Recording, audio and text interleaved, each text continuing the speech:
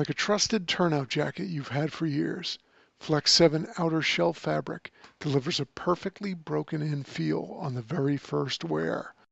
Flexible, comfortable, and powered with the strength of Enforce technology, Flex 7 outer shell fabric is made to move. To learn more, visit tencatafabrics.com/flex7. Flex 7, powered by Enforce technology, only from TenCate Protective Fabrics.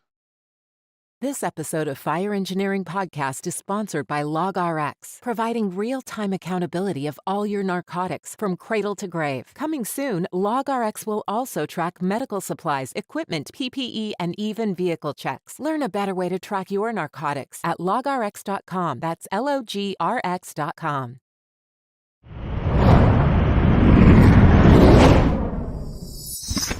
Well, good evening and welcome to another edition of Fire and Training. I'm your host, Douglas Cline, and I'm excited about this evening's show. A great guest joining me, and again, we take fire and training very seriously throughout the nation, throughout the world, and this program is dedicated to the men and women that are out on the streets 24 hours a day, 7 days a week, 365 days a year, responding to calls, going to people's sides on the worst days of their life, making things better, taking care of business, and being challenged every day. So I'm very excited about tonight's topic. We're going to talk a little bit about leadership under fire, and I've got a dynamic guest with me. And let me introduce my good friend, Tony Watson. I've known Tony as a fire chief in Pigeon Forge, Tennessee for I don't know how many years now. We've been out areas teaching together. We've been in Kentucky and Tennessee and South Carolina and North Carolina. We've been around together, and I run into him at Dollywood. I go by his fire station when they're hosting a conference up there and make videos and send them to him so that I can pick at him a little bit. But Chief Watson is got over 3 decades of experience, and he truly has a whole lot of experience in fire and EMS, and he leads programs, and he teaches nationally and actually teaches at accredited community colleges, teaches National Fire Academy courses. And he presented, he was firsthand on the 2 chimney top fires, and he actually beat me out one time. I called him after we had a major fire here in Horry County. I called him up afterwards, and he had actually burnt more things than us. So he's got a lot of wildland urban interface experiences, and just one of those futuristic people that's looking at what's next in the fire service. How do we make change? How do we grow? How do we adapt? And he's an executive fire officer from the National Fire Academy, which is an EFO, is a big thing. Master's in organizational training and education, a bachelor's in organizational management, and of course public safety training as an associate's degree. And he's also a paramedic. So Tony, welcome on the show. Hey Doug, glad to be here. I just love the fact that we've got able to catch up a little bit right there, and I look forward where this topic takes us. And it's all about making a difference for our brothers and sisters out there, as you said earlier, and I can't agree more. Well, it was great. I had an opportunity to spend just a very brief amount of time with you when I was up in June at the Smoky Mountain Fire Rescue Expo weekend to catch up a little bit and to talk. And again, it's always good to catch up with old friends. But the topic we're talking about tonight, I know you're passionate about it. It's leadership under fire. And there's a lot of topics that are out there today that are challenging the fire service. There's a lot of topics that are challenging leadership in the fire service, and what decisions do we make. So tell me a little bit about what you're thinking. And I know you're working on a program here, and you got bits and pieces that you've been doing. You're trying to bring it all together in a much, what I would call a master's level program about leadership under fire and using the experiences that you have. So we really break down 4 major life-changing events, okay? And so you talk a little bit about my background to start with, and that's just to sort of get everything started. So, I grew up, not many people can say in Gatlinburg that they had a police car pick you up, take you to the fire station to wait for your mother to get off work. That's what I started as a young child right there as Gatlinburg Fire. So fire service has been in my blood. My dad was one of the first paid firefighters in Gatlinburg, rose to the rank of captain and ran that evening shift up there that did a lot of call volume. And so you take it all the way back there to come forward, 17 years working in EMS and always just wanting to be that paramedic, Doug. And you understand this, that if it's your family having that that you're getting the best service you possibly can and going to do everything you can. So you talk about the first thing about in 17 becoming the first paid chief the city of Pigeon Forge ever had and getting to have that vision. That was a great volunteer fire department to be able to carry forward. And then you put us in the middle of that 2016 firestorm, some of the hardest 5 days of our lives. And then that was just during the operational period, but then going on forward to that of the critical decision making. And you're right, went all over the country talking about that from lessons learned, about what we shared, what went well, what went terrible, and then that vision that these visionary chiefs have got to have going forward when handling a disaster like that. So we're going to get into that. Then the second thing that came along was that, hey, I used to weigh 475 pounds. And I always wanted, we're killing a lot of firefighters due to cardiovascular, okay? And the fact that I never would be that guy to push that forward because I couldn't lead from the front and do that, okay? And the fact that I lost over 200 pounds. I work out every day and changing that culture in our fire service. That's all about getting those firefighters home, okay? So that we don't have those needless deaths tied to that, and changing that culture that's around the fire department from maybe not just a recliner fire department that we're going to get out there and we're going to get physical fitness going on. And then all in the middle of that, bam, all that's going well. We're making those changes and bam, I make a mistake and I nearly lose my job. And how do you recover from that? Okay. How do you come back from that? And I will tell you now that all that happened for a reason, because it made me a better fire chief. It made me understand how much my passion is for this job to make that difference. And then we go back to, we have another major wildfire, and I tie it back in to the fact that, hey, we had that fire in 16. What did we do better now as a community, as Pigeon Forge Fire, as a community, as all of us together? How do we make that? And so it's just trying to teach people to have those moments, those defining moments that really make their life what it is and to make a difference, okay? And that's what leadership under fire, because you know what?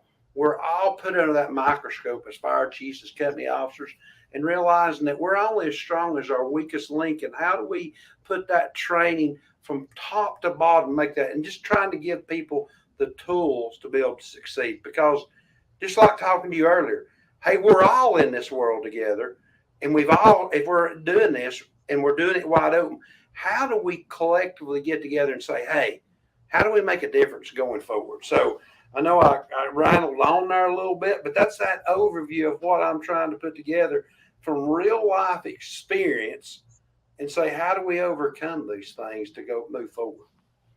Well, I think one of the biggest things that you brought out is you've had a lot of adversity that has touched your career, from bad incidents to mistakes to, having an issue being the fire chief, having to overcome that, the ability to continue forward, continue to focus, continuing to be positive instead of negative.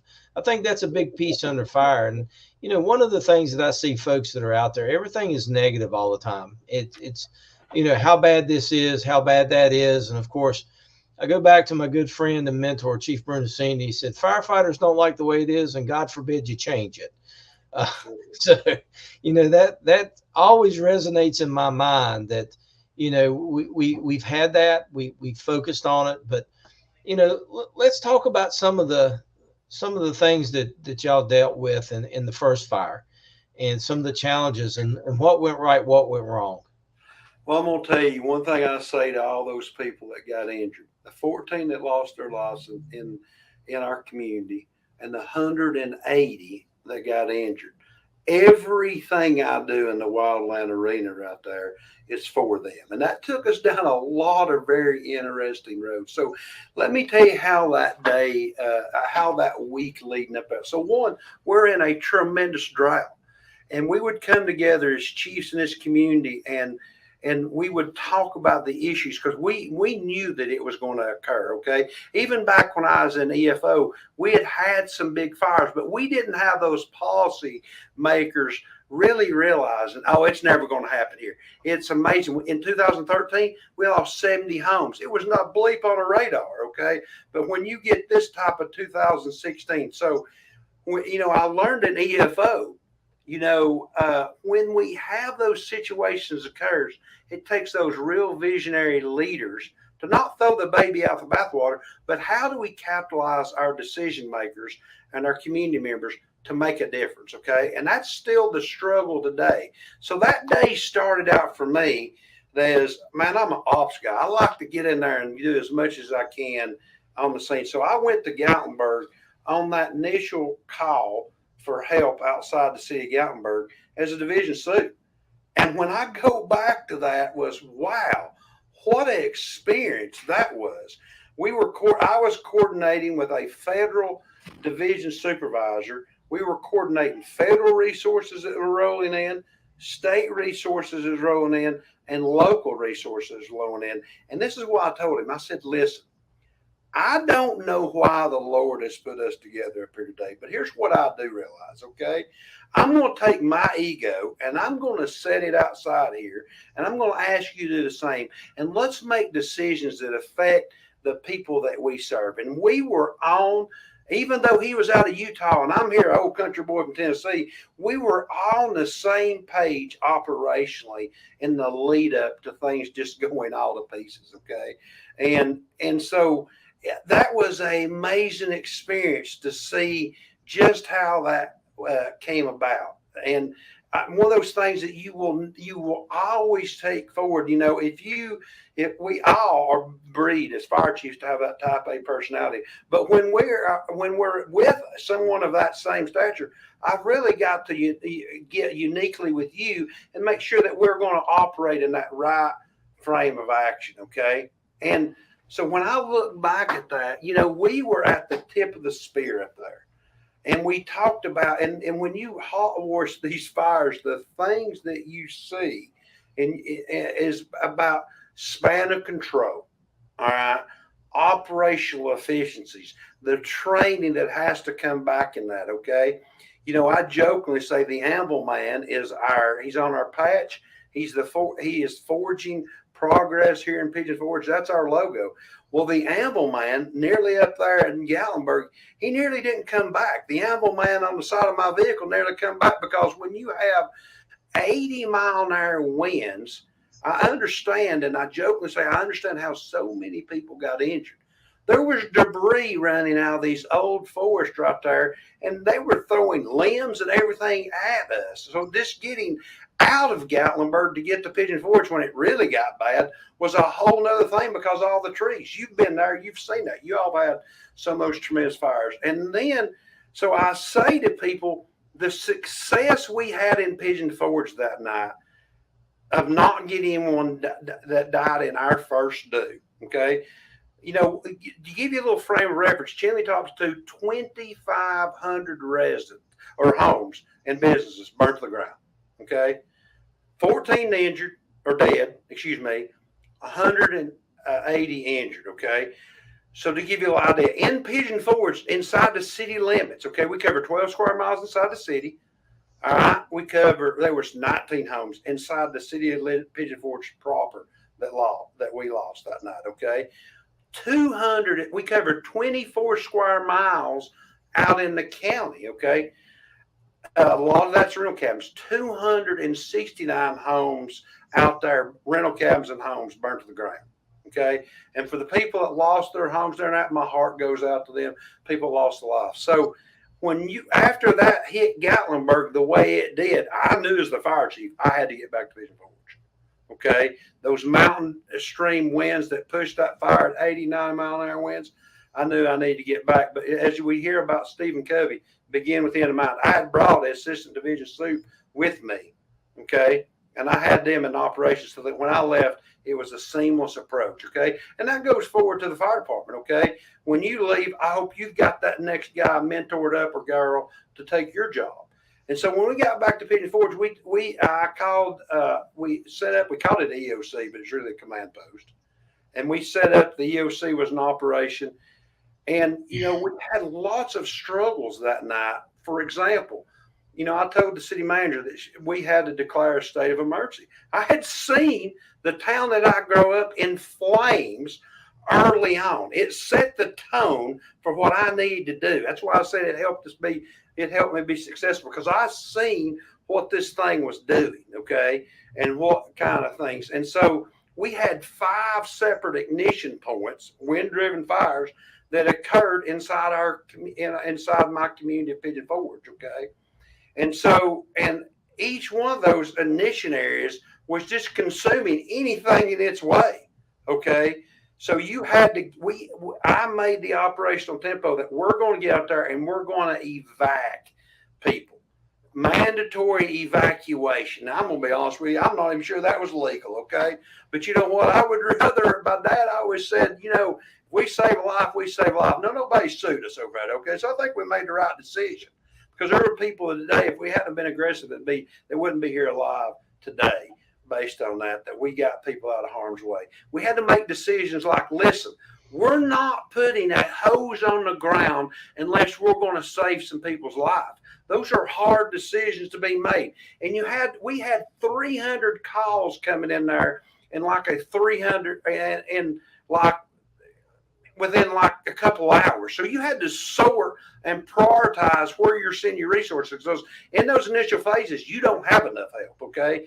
And so one of the things my city manager said in retrospect, she said, I never, ever thought in a million years that your firefighters, you would tell them to go out there and get in the middle of harm's way, and they never question you about what you're doing. And I say that about strong command presence, training, because that's the only thing, Doug, that gets us through those scenes. You've been in that thing. It's your training. You go back to those training that you've got. That's why this stuff is so important, what we do, and putting those things in place. And then having those division supervisors of people out there that you could trust, that you could know that if they need resources, they're going to let you know. And that you've had to find the way that you got them to them, okay? Because that's the next challenge that we faced. So that just gives you a little idea of what we faced here. Probably didn't sleep much for 5 days, to be honest with you. I lived on coffee, and I lived pretty much at this fire station because that's what our community needed. And it took all of us. It took our whole city, and it took all these other departments coming there to help us during our time. And then, first time ever working with a Type 1 incident management team. And I did it. They were set up in my city for this whole county. So unbelievable experience that I take forward every day about what we're doing, and still working on some of that vision that we had to try to get done, to make it better for all of us. Well, you hit on a couple of points, Chief, that just really stick out to me and jump on. You talked about your folks being prepared, and through training and development in those pieces. Part of what helps you is all the years of training experience going through the EFO program, understanding thought process, how to get information, working with various groups of people. I know you're active in the Tennessee Chiefs Association and all that. Part of what I do in some of the programs I do, I did this one at FDIC last year with a very, very thankful and blessed to have a sold out room and talking about professional development and how do you develop your people? How do you develop programs for your organizations? Those type of things. And I've shared all that information, and exactly what you're doing here is sharing information with other people, because there's going to be folks across the world that are watching this. And again, it's sharing. It's not proprietary. It's all about how do we make things better? How do we get ourselves better? How do we change things to where we're providing good information, quality information, developing people to the level they need to be developed, because you're 1 second away from the big one, as they, so to speak. And, honestly, again, y'all talked about it, but nobody believed that it would occur. And, that happens. And, another piece that you hit on, I'm going to jump to the next little topic here is, you talked about the world of fitness and health and wellness. And that's one of the things I'm very big on. Our organization is big on. The fire service is pushing it. It's all about how do we keep ourselves safe? How do we keep ourselves healthy? How do we prevent from getting cancer, heart disease? I mean, all the stuff that's going on, 1582 physicals. It's about taking care of your most valuable resource. And, I really applaud you when you say, I could not be the leader from the front and make a change. And honestly, that's huge. I mean, basically you lost a person, so to speak, and you set the example for your team. And I think that's part of leadership under fire, is being able to lead your team by example and showing the way. So let's talk a little bit about showing the way and how you lead by example.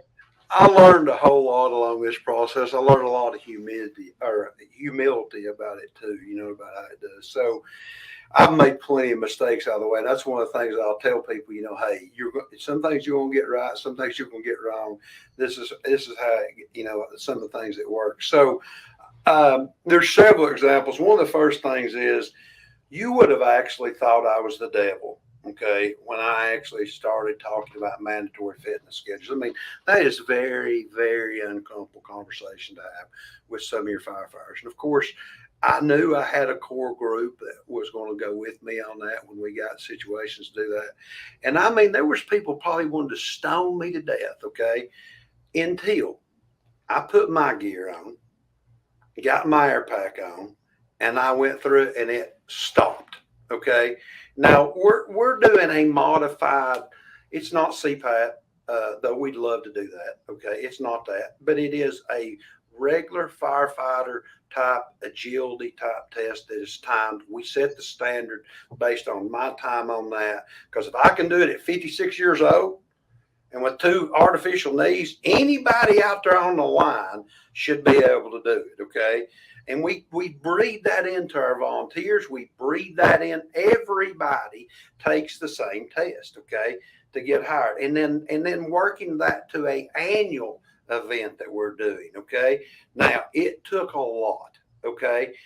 And I am seeing the things is, one thing about Father Time, it don't stop, okay? And it gets harder and harder to keep up with these young folks, okay? But that's what we're looking at, where we're doing that, because we're not asking them to do anything crazy. We're asking something that maybe gets them into retirement and get into the house. I've had 2 new recruits that started today.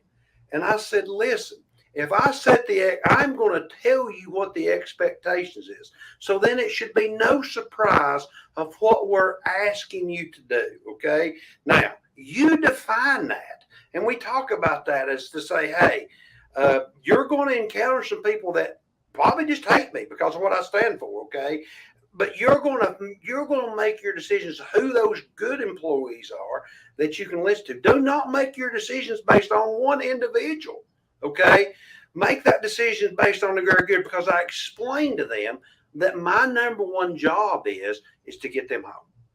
We serve the community first, okay, and them second. And then sometimes, that we go back and forth, but I tell them absolutely from the bottom of my heart is, I don't want to come, and I told both of these, I do not want to come knock at 3:00 in the morning and say to your loved ones that, sorry, I wasn't the leader that I needed to be right there, and I'll let this firefighter get killed in the line of duty. Okay, that's what I take home with me every day. Now, that's a tough conversation to have with a new recruit firefighter, but they need to understand that's that culture that we're going to live by. That's the culture that we're going to live by, and that's the difference that we're going to make. And, some people buy into that. Some people are not here now because of that, and they don't, not like I ran them off. They ran themselves off, okay? It's attrition, okay? Because I'm not asking them to be world-class sprinters or this, that, and the other. I think all the body of science is clearly out there where it is. But then that maintain that. And then, it's a whole lot about the healthy lifestyle. And then you talk about this, and we're learning more about this, it's about work, life, family balance. If we get one of those out of whack, either way of that, we're not going to be a great employee. Okay, that's just the facts. And we've got to learn how we change that culture because, as you know, we are all facing the same issues. But how do we face that? And you brought this up earlier. If somebody gives you a bunch of lemons, are you just going to get a sour face over it, or are you going to make a lemonade? That's what you talk about, that good attitude. And I tell them it's all about their attitude that they're going to have. If they keep a good attitude and keep moving forward in the right direction, they're going to have a great career and they're going to be able to make a difference. We're still small enough, about 75 folks right here, counting everybody, that we can still be nimble and we can make a difference. Thinking about your size of operation, it's probably hard to change that rudder. We can change that rudder really quick here, and that's one thing I like about where we're at. Well, I describe making a change in the rudders like the Dwight D. Eisenhower sitting in the Sahara Desert. If you get 1 degree, you're going to go in a different direction. It just takes a while. Yeah, that's a fact. But and again, you were talking about just volumes and things that are done and firefighter, getting them on board with the safety. The biggest thing of it is I started back January 29th, 1979. And I can remember they handed me a pair of 3/4 boots, had a rubber coat with wool lining, corduroy collar, orange fireball gloves, a plastic helmet with a big floppy shield, and they gave me a sponge. And the sponge was to filter breathe. And, you didn't wear those bunker pants, but at night, they called them night hitches. And they told me, don't pull that SCBA out. We got to fill that thing up. And I can remember, I'm thinking, wow, these are the firefighters, man. They're so cool. And I got my first fire instructor, and his name was Rick Rice. And he told me, he said, look, it's not the same environment we're in. Things are changing. Wear that SCBA, you're going to appreciate it. You're probably going to get called some bad names, but live through it. Toughen up. Well, the first couple of fires I went to, I tried that filter breathing and blowing snot and everything else. And, I got to thinking this just, when you're blowing snot out of your nose and it's black for the next 3 days, there's something not right about this. So I wore that SCBA and it's like, holy cow, this thing is like really nice. I don't have to breathe that nonsense. I'm not coughing and hacking. And now we look at, that was back when you put it on and it was all demand. I was wearing a Scott 2A that was demand. And then they went to the Dolph and pressure. And now everything is completely different. And it's just all the technologies have grown. But again, it's about healthy lifestyles. And you mentioned that. And of course, for our listeners beforehand, Tony and I were having a conversation getting ready for the show. And he's got a friend fire chief in town from down Louisiana, and he's talking about going out to eat. And of course, I frequent the Gatlinburg Pigeon Forge area quite frequently with my family. And of course, one of the first places I'd like to go is hit some of those chicken and dumplings from the old mill over there, or stop by one of the steakhouses, or of course, Bent's Barbecue is a definite stop for me every time I'm up there. But again, what are we doing? How are we exercising? How are we training? Are we training the right way? Are we training on the right things? Are we focused on what's there? And that comes down to leadership. And you mentioned something in some of the conversations we're having here, Tony, about the company officer. Tell the folks what you think about how important and how pivotal of a role the company officer is underneath the fire chief. Because I know, in my opinion, what it is. And it's the most pivotal. It's the key cog in the gear mechanism. Well, absolutely. I guarantee you, I bet we're on the same thing. And if we're not, you let me know. First of all, they're the most important person in the fire department. They are at the tip of the spear. They're the closest person to the guy that's making, or guy or girl that are making that decision on whether somebody lives or dies that night. Okay. They're the closest to the LODD. They're the ones that's having to make that decision a lot of time with limited information. Now, of course, maybe we got a battalion chief there, but they're the ones you're counting on to take that crew in and crew integrity and get them back home. So they're the lifeblood of your fire department, okay? Everybody's important, but when you think about critical decision-making process and the things that we're putting on our lieutenants that they're supposed to be, have a good understanding of so many different things in today's world.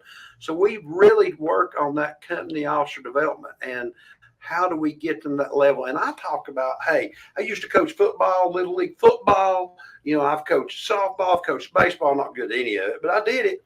So I want to be their coach. I tell these folks all the time, listen, if you're going to wear your feelings right here, you probably don't need to work with me, okay? And I'm going to tell you that right front because I'm going to say, we're going to coach you up and we're going to say these kind of things. Hey, have you thought about this? Now, if given this next situation that you went in and we're giving those feedbacks, we're even to the point on this, we've got in fire engines, in vehicle cameras, and we pull those up with our companies and we rehash these fires so that we can look at how do we get better. Because something that's really important to me is to do the same thing over and over and expect different results is called insanity. So that when we can teach these, and we have them all in there so that we can teach, hey, this was your decision. What were you seeing this? We're to go into body cams for the exact same thing so that we can have it. Now, we're not taking them in the fire, okay? They'll probably burn up. But the technology will probably be there for long where we can do that. But it's not there yet. But we're so that we can get that real-time information because you know what? We're not burning all the time, okay? So when we get those situations, we got to make sure. If we were burning something all the time, we'd get really, really good at it. But that's not where we're at, So we're working our way through all those processes. I tell them every day, I got one job, and that's to make sure that when you're visiting Pigeon Forge, that we're taking care of you the best way, that you feel comfortable with what we're doing, and you realize, hey, that's Pigeon Forge Fire. And I understand, hey, you may not only know me, but I hold people accountable. I have expectations, and then we're going to tell them, and that we're doing the best. That if you're saying in our 7-story motel that we're getting that up there, and we're searching if we've got to do, and we're doing what has to do. Now, we're going to risk a lot to save a lot. We're going to risk nothing to save nothing when we do that survivability profile, okay? I can remember going through, when we introduced ventilator search, again, you thought I was the devil, okay? When you look at these things, but it's, again, you research it, you get that drive, and you start trying, and you buy in key people, and you start moving the ball forward. So those are, just some of those paramounts that when you have these conversations, and that's why I like going out and teaching. Hey, I've learned a lot from you today about what you've got going on over there. And hopefully you've learned some things from me. And if you pick up one thing that makes a difference in either one of our lives, you know what, we did it. Because we're supposed to give back. And that's what we're doing. Because, again, it's all this by now. The Lord's been good to me. Okay, so that's the things that we got to give back and make a difference. Okay, so I get a little fired up out there. I was teaching the other day, you'll love this, in Kentucky, and talking about they had a major disaster, and they wanted me to come up there and talk to them about what the next steps is. Okay, and so they had a first responder appreciation dinner. We did one right here in Pigeon Forge on the year anniversary after that, and the guy told me, he said he did a really good job. He said, but if this fire chief stuff doesn't work out for you, maybe you should be a preacher. So I do get a little fired up right there. And I said, well, I'm honored that you think that I could be a preacher, but that's about as far as that goes. Okay. So I'll take my role on the back row, Baptist back row, but that is part of it, and I live by the standards of God family department. And I'll tell them all the time, if you really look at it in life, those lines are always blurring, Doug, as you well know. But that's the world we live in today's changing world, and just all the things that we've seen. It's a challenge being where we're at. It's a challenge for these firefighters to be here and what they're facing today. Well, absolutely. And, leadership is something that people, I think they just kind of categorize it and throw it out there, and they think it's simple. They think it's easy, but I can promise you when you really take leadership to heart, and you realize the responsibility that goes upon you as an individual, not just, and people think leadership is rank. And that's one of the first things I tell them in some of my classes that I'm doing and in conversations with other officers. I mean, rank has absolutely nothing to do with leadership. It has to do with characteristics and traits and actions and things like that. Rank is just you're afforded a position, and people have to kind of respect the position. But in leadership, a lot of times it's telling people what they need to hear, not what they want to hear. It's going that extra mile, showing up when you don't have to, being there when the things are not going so well for folks, being able to help pick them up and move them in a direction, giving them a second chance or another opportunity, allowing them to fail so they can fail forward. And again, leadership is tough. I know that, I take it serious, and I know you take it very serious. And I worry, and I mean that's people say, what keeps you up at night, Chief? What's the things that keep you up? And it's about losing somebody. And if you've ever lost anybody in your career, which I've had several bad incidents in my career, those are the things that keep you up because you worry about the other people. And again, it's not fun going and picking up a family member and having a conversation with them like you were describing. In fact, for me, when I was a very young, early 20 lieutenant, running a shift and had to go do that, it was like, oh my God, what am I really doing? Where am I at? And that was a life-changing event. So when I think about life-changing events, you had one. You said you made a mistake. You fully recognize you made a mistake. You had a very, what I will call a stumbling area in being a fire chief to not being a fire chief, back to being a fire chief. So let's talk about that, and let's tie that back to leadership and how you recover, how you keep moving forward. Well, and I'll tell you about it, give you a little background, and then I'll tell you what happened. I was out here, and I've always been that, as long as you didn't bring it in the firehouse, and I had that surgery. I had that weight loss surgery, and one night I was out in town having dinner, and I had a drink. Okay, and for whatever reason, at midnight it was like at 6 o'clock. No lie, 6 o'clock. So had that. I had that drink, had a tequila and margarita, and so anyway, about that night, 11 or so, we had a fire right next to my freaking house, and so I just do what I always do. I just got in the vehicle and I went. Somebody smelled alcohol in my breath that night. Boy, it creates a problem, right there. And, the good news is, that video camera was part of probably why I'm still the fire chief, because they could see, that I wasn't stumbling around, but I did have the smell of alcohol on my breath. Now, and so that was a hard thing, to do. I will tell you, I'll go to my dying grave that I was not impaired. Okay. I was not commanding the fire. I had some other folks doing that, but I was there and I was in a city vehicle. Okay.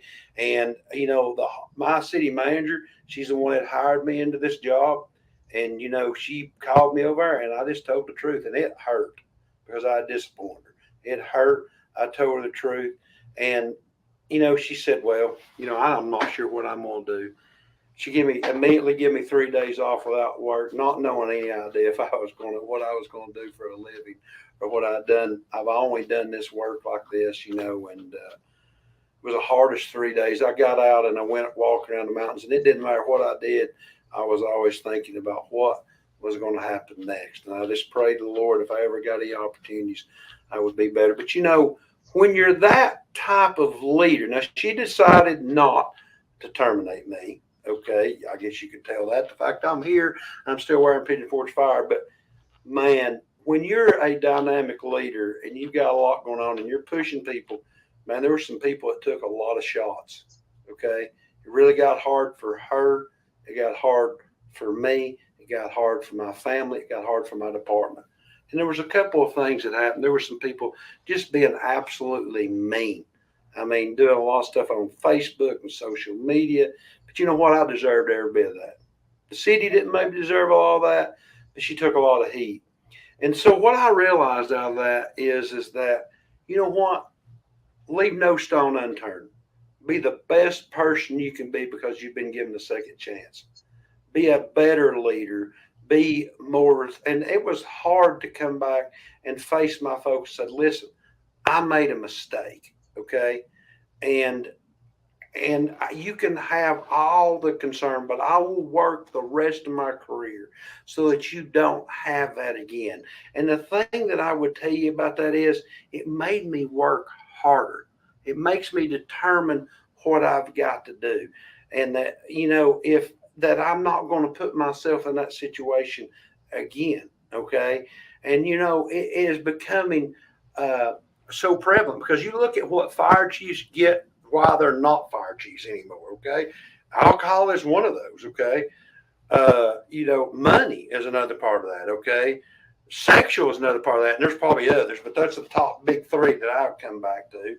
And you look at the people that I say sometimes it doesn't matter whether they're a firefighter out here on the street, retired on the job, or a fire chief retired on the job, that I would never ever be retired on the job. When it's my time to go, it's my time to go, as long as I'm be effective. And so it's made me work a lot harder, at doing the work of the fire chief and not being afraid to make that, because I've got that support next door.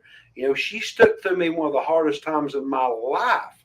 And she stuck with this fire department. She came over here and addressed all my people. And after all this stuff happened, with all this stuff on social media and all this occurring, well, she still stuck with me. And, and that's something I always carry forward on those things, that I'm not going to let her down. I'm not going to disappoint her. I'm not going to disappoint this city. So to give you that perception of saying, hey, we've been there on the edge where you nearly threw it all away, but how do we get it all back in the right place? And so that you are doing that non-judgmental, okay? It doesn't matter whether you like me or whether you're not. We're going to try to move this fire department forward for the community we serve. And it really focuses you in, Doug, on what's important and what's not. And so that's the other strength of that, to say, you know what, I am human and I have made mistakes. And, the person that's supposed to judge me is supposed to be the Lord. Now, yes, there is some stuff that has to be done, but, for those people that have been out there to, to really work their way through that. And how do you come back that and not just survive, but thrive? Okay. So that's hard. That's big. And part of what it comes down to is it's the character that you have to build. And again, I can promise you that there's not anybody out there that has not made mistakes. And if you think you are, I think you need to be looking in the mirror and realize that you probably made a mistake or two along the way. I can promise you that every time I do programs or every time I have conversations with people about different things, especially in leadership, I realize, my toes hurt real bad because I just stepped all over them. And I use the analogy a lot of times when I'm talking, because I'll get to thinking just how bad I did with something, say the week before or a couple of days before, or maybe 2 weeks or whatever it may have been. It just kind of resonates, or it dawns on you that, I really messed that up. And I use it as I just broke, through the first rock and broke the glass windows out. And, I was in that fancy convention center that's right in downtown Gatlinburg. And, in one of the programs that I was doing, I talked about, some of the mistakes and how you lead people. And I told him, I said, don't tell anybody, but all those windows out there in that hallway are now broken because I just broke every one of them with all the things I probably screwed up last week, with just little things I didn't do, or I didn't approach it right, or maybe I didn't have the right attitude, or, maybe I was short with somebody, just because I was tired or whatever. But again, and that's where I go over into the emotional intelligence side, is being able to control those emotions, being able to control those reactions, being able to interpret what people are really saying. And one of the biggest things that I'm going to say under the leadership of fire is most people, especially leaders, or they think they're good leaders, listen to answer. They don't listen to understand. And that's something that, you have to train yourself to do. And that's a component of emotional intelligence. And listening to understand requires that communications model. And there's the 5 steps. And the one that we generally miss is the feedback part, that we're telling folks that we really understand what they're saying, or we're asking them to confirm that what I hear you saying is this, those type of things. And I think one of the things that the message comes out from this situation that you had to weather the weather through, and that was definitely a storm. I know it was a storm. Is that it's okay to make a mistake, and but everybody gets a chance to be better. And I know how you run your department, and I know how you talk about leadership under fire, and you talk about these things, and you're not afraid to share what you screwed up or what you've made a mistake at, or what did not go so well, so other people's learn from it, and that's that vicarious learning, and that's a big piece. If we're not learning vicariously from others and what they've been able to do, what was successful, what was not successful, the prime decision recognition, decision making that we build into our hard drives of our heads and our computers. I think that's a lot of it. And I think we need to get more leaders thinking about how do we learn vicariously from others and sharing and not being afraid to say, hey, I didn't do that so well. And there's a point I want to say to you that I always say, and you brought me to it, and I didn't get to say it a while ago, but when you talk about leaders, and you talk about leaders in the fire service, the young Doug Cline that against his other firefighters wore that air pack, you made a difference because that wasn't easy, okay? So I go back to this statement that I say to all my folks all the time. The young firefighter coming up through the ranks can make more difference out there on the fire ground and the fire floor out here where all the problems come up in the firehouse than I ever can from the time down. Okay. So that's what you had, that piece right there. Okay. So that's what I tell these young folks. And I tell these folks that, listen, yes, certification and education is important. Okay. We and you both get that. Okay.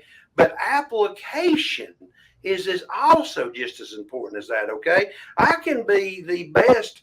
I can have all the paper in the world, the master's degrees, the doctorate, but if I don't understand application and I can't relate with these 18 and 19-year-olds over here and make it right to them, I am useless, okay? So again, I try to develop these leaders up, okay?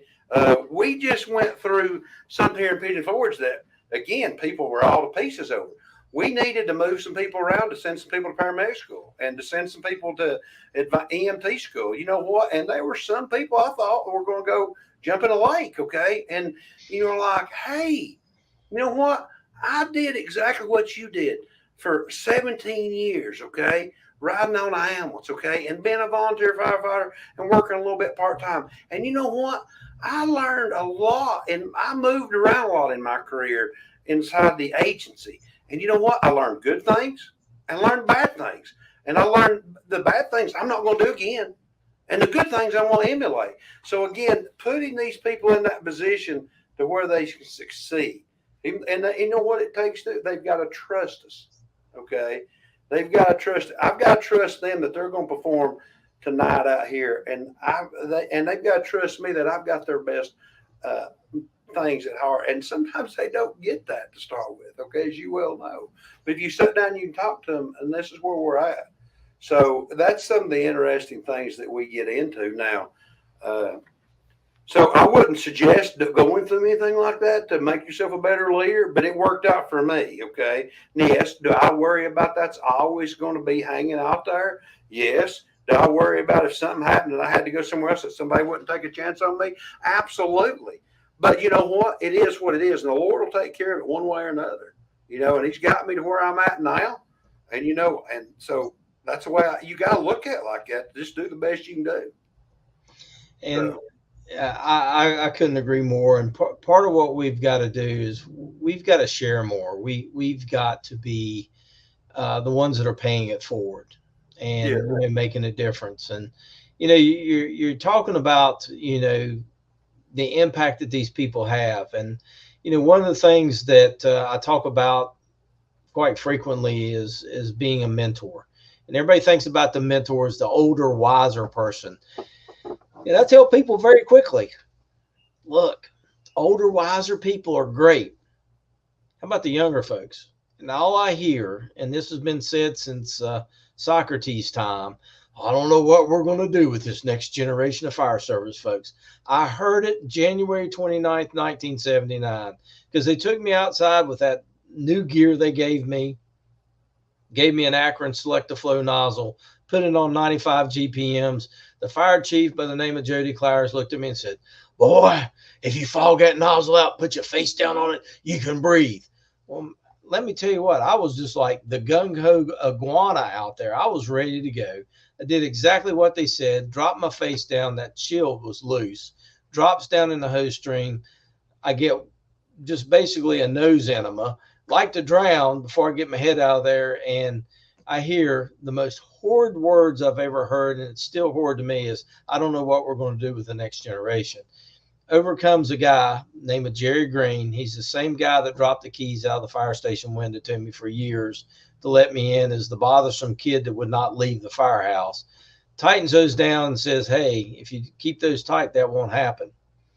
So I think about it, there is nothing wrong with our next generation. In fact, we shot down the spy balloon over Myrtle Beach. That was done by somebody that was not an old guy flying a jet. They used a $2-3 million Sidewinder missile that they could have probably used a 22 rifle on. But anyway, military, 18 to 25-year-olds performing precise pinpoint accuracy on complex tactical maneuvers that cost billions of dollars, just like what they did, that day. And there's nothing wrong with our firefighters coming in. Are they different? Yes. They learn different. When we came along, they taught us to quantify. 2 + 2 is 4. Do modern math with the kids or the grandkids today. I'm a math major. I can't figure it out. I'm like, how in the world are they getting to this stuff? I spent 4 years going through math with calculus and trig and all these other things. I'm like, I don't have a clue. But it's because they're taught to qualify. And everything that we do today not only is quantified, but is actually qualified by science. Quantified by science, qualified by science, proven and tested. And you stop and think about it. Lloyd Lehman did that, and he did it with a stellar presentation at FDIC back in the 60s. And, now we're coming back with some of the same stuff that, hey, these water streams do reach out a ways. They do put out fire. You don't have to be in that bad environment necessarily. So that's leadership under fire. And I get what you're talking about, the survivability profiling. Steve Marsall from FDNY, did a lot of work on that. And let me tell you what, people are still beating that poor guy up over it, saying that we're supposed to be in every building searching. Eventually, we're going to be in every building searching. It just may not be tenable for us to be in there right now. So we've been going a little bit here, Chief. I want to ask you, what's some of give me your biggest thought process, and kind of a wrap up here of leadership under fire. What advice would you give our listeners? Well, we came back around and we had another big fire to finish that up right there. And so really the system. So when you talk about the system, we're all going to get beat up from time to time, but then the system, one of the big things to me is we're now getting grants to make a difference in our wildland fire protection. So to have that vision and to get other people to go along, okay, and other leaders in your community to be able to make that. So when you go about, you wrap this up is, I would really say you got to be a student of the game. Okay. You got to be a student of the game. And I mean, you got to read all the magazines that you can get a hold of. You got to study these things. You got to be able to find all the answers to NFPA, all those things that we've got to go through to get there. Okay. And then, but there's also this healthy dose of, hey, what has other people done in this situation that I can emulate? Okay. In the fire service, the best thing we can do is say, hey, Horry County's doing X, and hey, that's good for Pigeon Forge, and we're going to make that happen. So if you can give those tools and to be able to make something, and to be sincere, okay, and to make sure that when your folks, when you call them and talk to them about whatever it is that's going on in their life, and make sure they're secure, and the fact that, hey, we're all in together, be involved, okay? Go to the Fire Chiefs Conference. Get out there. Go to FDIC. Go and be involved and be around great people that can make you better. Because one of the things I always say is it's hard to soar with the eagles when you're hanging around a bunch of crows, okay? So reach out and find those mentors. Reach out and find those people that you can say, hey, what are you doing about this in Horry County? Or what are you doing about this in Asheville, North Carolina? Don't be afraid to ask the hard questions saying, hey, how are you doing that? And then really think about application, okay? Because that's the key. It takes that fine line of all that formalized education, all those certificates to be able to make that happen. I'm just wanting to give back to the fire service that's blessed me so well. And that's the real thing when you talk about leadership in fire, to have that vision, to get the people to go in the right direction, to make a difference in our calling. Because it's not a job for us. It's a calling, okay? And that's the people that we're looking for that makes that difference. Well, absolutely. And it's definitely a calling, and we should be giving back and paying. Well, Chief, it's always good to see you and have a conversation. Thank you so much for being on the show. I think that our listeners have had another great edition of Fire and Training. Again, if you're up in Pigeon Forge in Tennessee, make sure you stop by one of their firehouses, stop in and say hello. They're building a brand new facility with a government building and a new fire station. Lots of things going on up there. A good place to go visit, a great fire chief to go sit down and have a conversation with, to learn from. Chief Tony, thank you so much for joining me. To our listeners, join in again to another edition of Fire and Training. Again, it's about you in the streets making a difference on every call, every alarm, every day. Till the next time, stay safe, train hard, and we'll see you soon.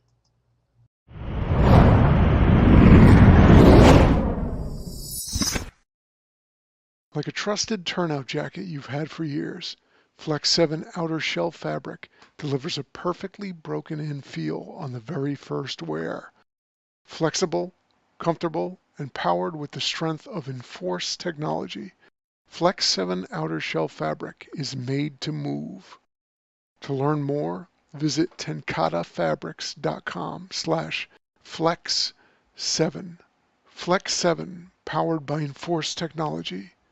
Only from TenCate Protective Fabrics. This episode of Fire Engineering Podcast is sponsored by LogRX, providing real-time accountability of all your narcotics from cradle to grave. Coming soon, LogRX will also track medical supplies, equipment, PPE, and even vehicle checks. Learn a better way to track your narcotics at LogRX.com. That's LOGRX.com.